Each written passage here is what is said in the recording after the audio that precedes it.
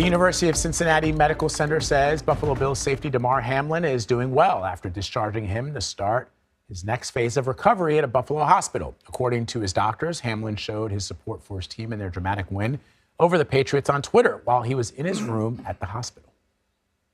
When the opening kickoff was run back, he jumped up and down, got out of his chair, set, I think, every alarm off in the ICU in the process, but he was fine. It was just an appropriate reaction to a very exciting play. Hamlin tweeted his appreciation for the staff at the hospital in Cincinnati. He also says he's happy to be back in Buffalo and that the medical staff at Buffalo General have, quote, made me feel at home. And we are very happy about that. Joining us to break it all down is CBS News special correspondent James Brown. JB is the host of the NFL Today on CBS, as well as Inside the NFL, which streams on Paramount Plus. Always great to see you, JB.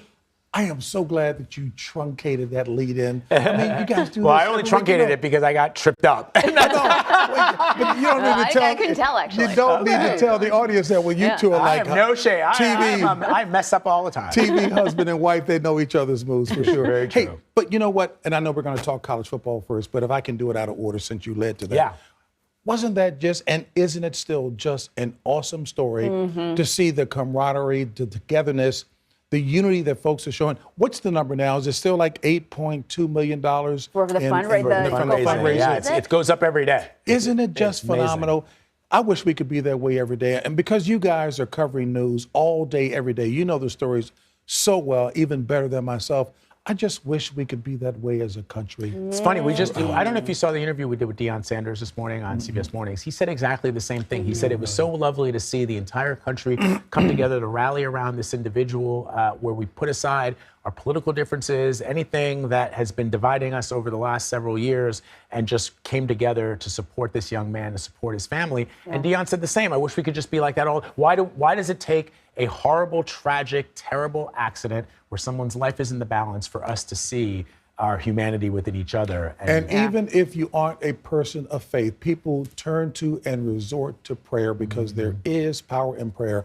I heard so many people I've never heard talk about that. And it's real. And the young man even acknowledged how he felt it. Look at this miraculous recovery. And I wish we could as well, too. But and you know what? It also sort of highlights the role, you bring this up a lot, that sports play beyond just a game, right? This was such a unifying force for this country at a time when we needed it. It is unfortunate that, that he was injured as a result, but looks like he's on the road to recovery. And Anne-Marie, can I just co-tell on that? Because it is so often that sports is the platform that helps to move many needles, certainly the social needle forward as well, too, where people are seeing beyond the obvious exterior differences that we ought to look at as people bringing gifts to the table as opposed to that which separates and divides. So thank you very much. No, it's an excellent point, JB. One I think deserves, wider mention, because I often, as Anne-Marie knows, I rail about sports a lot because I'm not a huge sporty guy. I'm not that into sports. But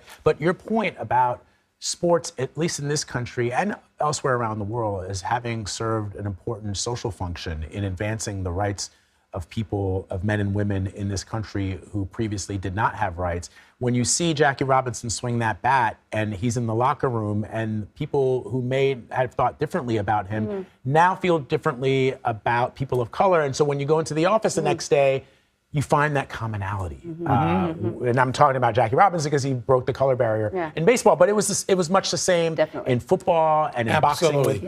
And football, even still, when we talk about issues today about the lack of black males as head coaches in the NFL, and you continue to hear some people say, but one of the things that really kind of irks me is it seems to suggest and imply that you need special programs for them to be in position to step into a position of significance and leadership. And they've been doing it. You mentioned Deion Sanders coming from the HBCUs.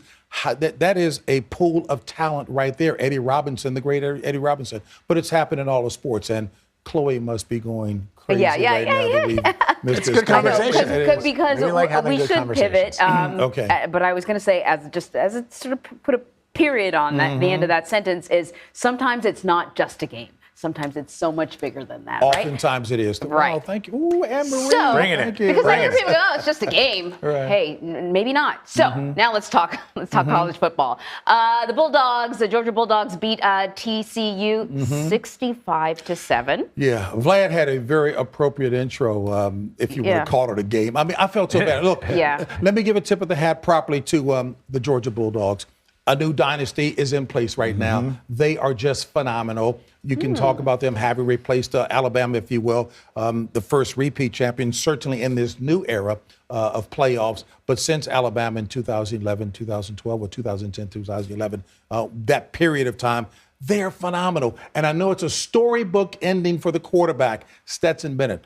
They often get the credit and the visibility. Yeah. But they've got some serious talent on that team. And the offensive line and defensive line, as John Madden, God bless him, would often say, it starts in the trenches. Those players, those young men protected that quarterback. He was clean virtually all night long, so he had the opportunity to pick and choose where he was going. But it just shows how talented that squad is. I just hope that the young fellas from TCU, don't really get down on themselves, which I know they will, because they were really outmanned at every turn. But they had a great season, and I hope that they can build on this. Yeah, well, good enough season to get to the championship. I mean, exactly. They should be proud of what they accomplished. It always sucks to lose, but when you lose with dignity and when you lose with grace, there's next year, they'll come back, that program will come back, and maybe they'll find themselves again at the big game, and maybe the outcome will be different. No kidding, I hope so. We'll have another great story. Congrats to both teams. JB, it's always great having you here. Thank you. Oh, Jen's going to be upset I didn't get to her NFL playoffs, but we can. We talked about very substantive stuff at the top, so that was all good. So, I'm sorry. Okay. No, that just means you got to come back. We will. That's all. Sounds good. Thank you.